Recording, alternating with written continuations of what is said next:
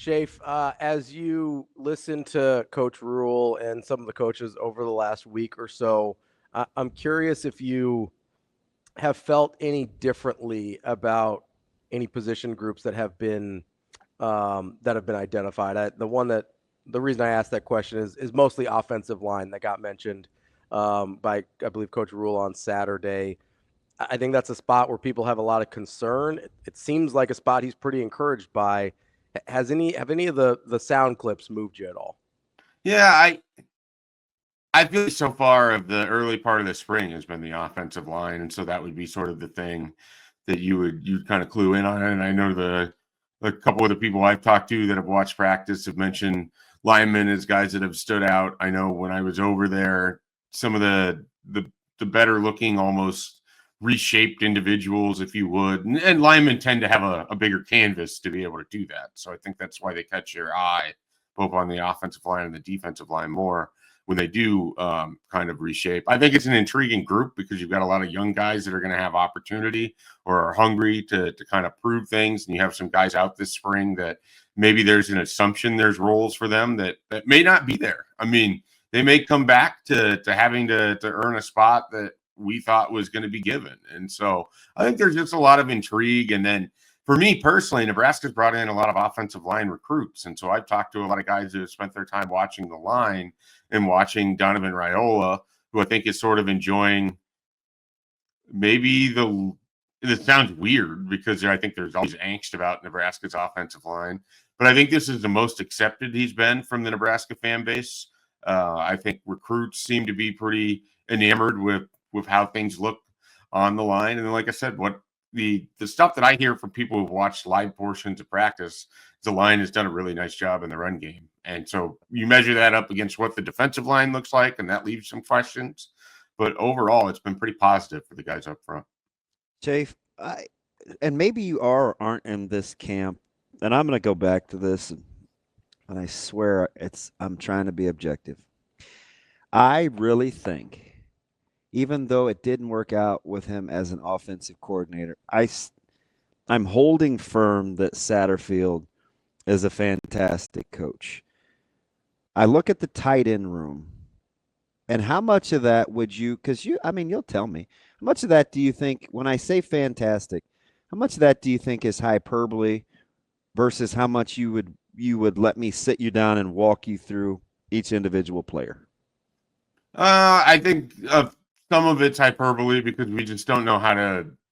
Our Marcus Satterfield experience is largely tied to the play calling, and the play calling got pear-shaped at times last year.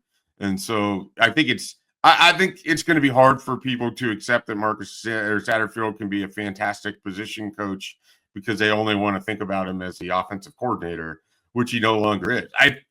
I mean, beyond the fact that he's sort of a unique individual unto himself, and this situation is unique where an offensive coordinator would stick around to be a position coach, I think it says a lot about how Matt Rule feels about him, that he wanted a former offensive coordinator fresh out of the job to that stay. Is as a person. Yeah, well, I've had more probably out of the football facilities interactions with Satterfield than any other coach on the staff. Oh, so you're I think people, if they got the opportunity to spend time around him, would really like him. He's just like you. He likes sports. He likes golf. He is. Nebraskans would really like Marcus Satterfield should they have the opportunity to spend time around him. So I am not surprised that he would be able to connect with recruits like he has.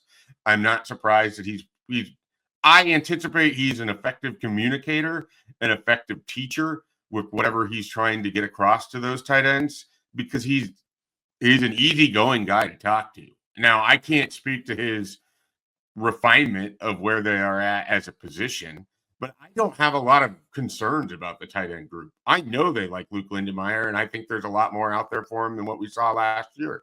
I think Heinrich Harburg is going to be able to transition throughout the season to the tight end position. Do I think he's going to be this weapon every game? No. But do I think Heinrich Harburg has the ability to help out next year? Absolutely. And then there's some younger guys, and you have Carter Nelson. We'll see what you get out of him. Mac Markway. We'll see what they are able to get out of him. So I think the position's really interesting. And I think Marcus Satterfield, like I said, if people spent more time with him out of the context of how he called the Indiana game, I think they would like him. I really do. Schaefer, do you think part of the, I guess, consternation, I don't know if that's the right word or not, around Satterfield has anything to do with the fact that we maybe don't believe Rule when he says Dana had full control over offensive staff? He did, though. It's hard because I think feel it's. like, oh, maybe. I'm sorry. Go ahead. I was going to say, I believe that when he says Dana had full control over offensive staff, that he's being truthful. I don't know that the general public and fan base, it feels like maybe people think he was hamstrung to Satterfield. Yeah, and I guess I would ask those people to just listen to how Dana talks, listen to how Rule talks about Dana. It is very much his offense. Like I don't know how you could listen to the quotes or listen to how they've talked about each other without acknowledging that Rule has given an unprecedented amount of control to one assistant coach because he believes in Dana Holgorsen that much. And so if you believe in Dana Holgorsen that much, you're not going to tell him, hey, I really trust you. You're the guy that's going to put this offense where we need it to go. You're going to help solve some of the offensive issues I've had in my career. But I need you to keep all of these guys that I picked over here. And that's not how it went. I mean, I know that's not how it went because I've talked to enough people involved over there as things were going down in late November and December. I mean, you have a guy like those coaches. Guy coaching running backs in Lubbock. Yeah. Right? Like McGuire was his guy. He had full autonomy to do what he wanted to do with that offense. And I think the reason that I'm kind of doubling down on Sat Schaefer is because I've heard Dana talk about how he's impressed with the symbiotic relationship that Sat has with Raiola and how much easier it makes for him to understand and complement run game with what they want to do. And he told me, Schaefer, he's like, it's kind of rare where the tight ends coach and the offensive line coach are in lockstep the way those two are, but you should watch them work together. And that was all I needed to know. And then I look at the byproduct of the tight end rooms. It's maybe the only position. And we didn't take a deep dive. And you could make the case of running backs maybe at first blush, but it's the only position, Schaefer, where I can't say out loud where a guy has regressed. Like everybody seems to get better that spent time in that room. Well, and you're going to have a guy get drafted that spent time with Satterfield over the last couple of years and what they wanted to do in the tight end room. I mean, Borkercher went down. You got a guy paid at A&M that's going to eventually get paid. And I think people think again, they really like what they have in that room. They really do. I think there's a lot of confidence in that, and I think there's confidence in what they can do with the tight end position in recruiting, and what that can be for them on the football field. The interesting thing to me is the marriage of Dana Holgorsen, who throughout his time, really kind of where he's been, has not been a big, heavy tight end usage guy. So that's a shift in his philosophy. He's used H-backs, but it's a little bit different. So I'm curious what that's going to look like with Dana Holgorsen over the course of a full year with the tight ends. Dave, can you imagine another position on the team where they could lose a guy to the NFL and to an SEC school and everybody's just cool with what the room's got left? I mean, I just want to say, like, you know what I mean? Like when you put it in that context, I think it needs that context. It feels a little different. Like if the running back room, for instance, lost a guy in the NFL, well, and then into an SEC school, we'd be losing our minds. Here's the thing. You can argue, too, the guys that people are most excited about are coming back from injury, and you have no idea what the timetable is for Markway or for Carter Nelson. And yet that room still has plenty of intrigue in terms of athleticism. And then you expect exceeding baseline competence in Luke Lindenmeyer, if not potential upside. I think how they finished the year, particularly the way the position kind of played out in that bowl game, I think people are giving it the benefit of the doubt. And I think there's also the degree of which how much is the tight end going to affect the overall season. I mean, you get a little bit hand-wringy about a quarterback or an offensive line or a running back because you perceive those to be bigger in the grand scheme of things for how the overall offense is going to play out, wide receiver as well, tight end tends to get overlooked for that. So I could see that being a small part of it too. Jay, if you had to rank the order of if Nebraska is going to play meaningful games in November, is it the improvement of the special teams, the evolution of this making Dylan's offense, or how quickly the defense can come together in an semblance or some version of last year's performance? I am going to go. I'm tempted to just put them in the order that you have it. Where I would potentially flip it is maybe Dylan at 1, because I think if that is at 1, everything else as it comes together, you get a little bit better of a baseline to work off of there. So I'm going to go Dylan 1, special teams 2, defense 3, in part because I have the most confidence. I don't think the defense is going to fall off a cliff. Is it going to come out looking like it did against Iowa, right away in week 1? No. But I think the defense is going to be fine. I just have confidence with the people involved in the coaching, with Matt Rule's general track record, with some of the guys who could just become good players. I think I just have confidence in the defense, and so that's why I think I can put that third and really not even consider it for the number 1 spot. I'm excited about the defense.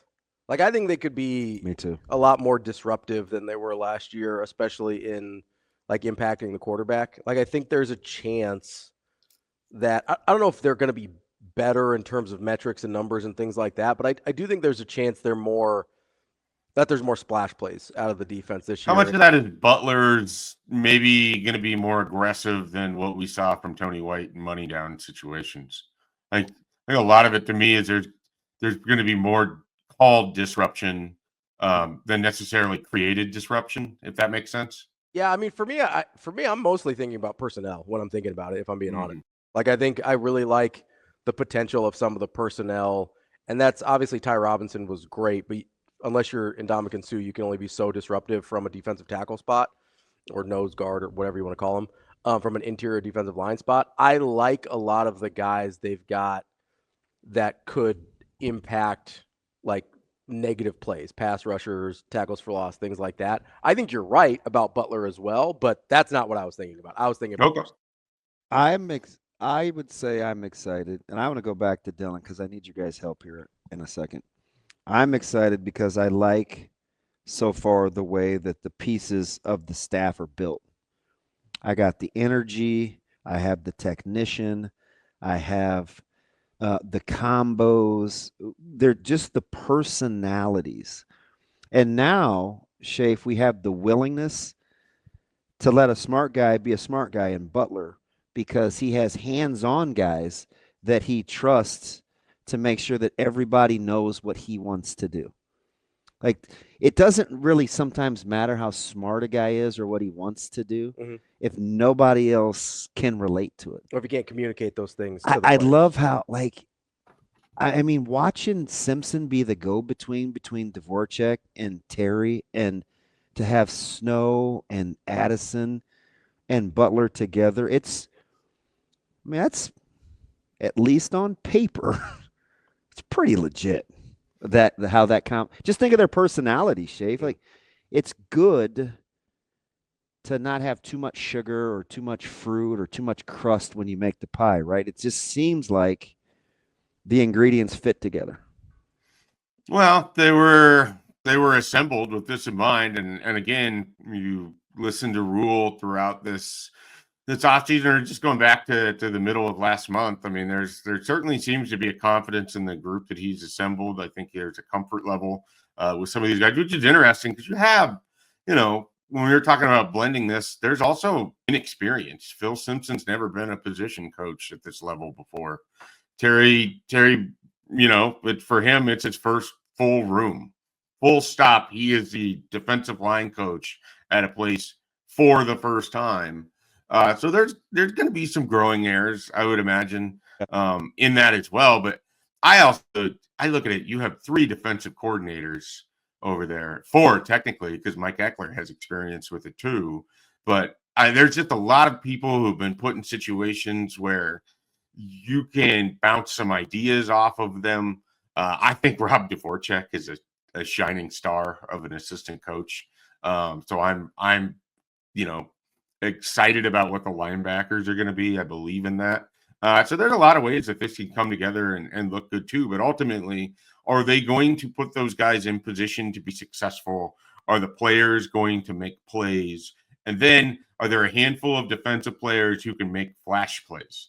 Guys that can be erasers, guys that can just go win a rep when you absolutely need to win a rep. A guy who's going to make a critical play on 4th and short. I mean, it's hard to know that they have those guys because who we have expected in those roles are no longer there. So someone's going to have to emerge. It sounds weird to say it, but someone's going to have to be John Bullock. Someone's going to have to be the guy who gets his hand on a pass on 3rd and short or have to get the stop short of the first down. Someone's going to have to be Ty Robinson. Someone's going to have to be Jamari Butler. I think they have the ability to do all of that, and they have smart people over there. But 1 + 1 doesn't always equal 2. And I think that's kind of where we're at with this defense and the team as a whole. There's only so much that we know, and there's a lot that we can project, and it's how they get there that's going to determine if this is a good season, if this is a meets expectation season, or if they underachieve. I've in my evolution of, I'm gonna go back to Dylan and you putting him 1, which I kind of probably would too. Which if this was a year ago, or before he got to campus, I didn't take him for granted, but I knew the areas in which he had to really grow to take this thing where Nebraska wanted to was going to take at least a year. So I put him on the back burner. And it's not because I assumed it would be great. It was just because what everybody wanted him to do, I didn't think he was ready to do with how that team was constructed, right? If that makes sense. But now I'm super excited because I trust him. And I think he's good enough in all the other areas where the growth and the level of understanding of this offense pit with his physical and emotional attributes, like I'm almost excited. Like I would totally concede that that's the number 1 spot, because if he is good and he does level up like next level, I mean, the rest is definitely minimized. But if you elevate the other 2 and he's not, you can't say the same thing. I don't have any problems with Dylan going there, and it's primarily because not only am I excited, but I trust him. Those are 2 different things. Yeah, I think when we have that conversation about ranking those 3, it comes down to what is the end goal in mind. If the end goal is how do they get to 7 wins, then I think you can have different choices be number 1. If the idea is how are they going to maximize to be the best football team they can be in 2025, then I think Dylan has to be number 1, if that makes sense. Yeah. I like that. It's good context. That's our guy, Mike Schafer, Husker247. Schafer, appreciate the time as always. Easy drive over. Are you guys making any bets on what it is that you'll get to see when you get there? No idea. Just like I said, I'll wait for my marching orders. I'll walk up to Brunts and I'll wait to be acknowledged. I certainly won't reach out to him first, and then we'll see where it goes. With friends like you guys, who needs a Ravi? That's Schafer. We're very, very kind to each other over there. All right. See you guys. We get it. Yeah, just like I'm super nice to DB all the time. Schafer, appreciate it. Enjoy practice. We'll talk to you next week. Thanks, buddy.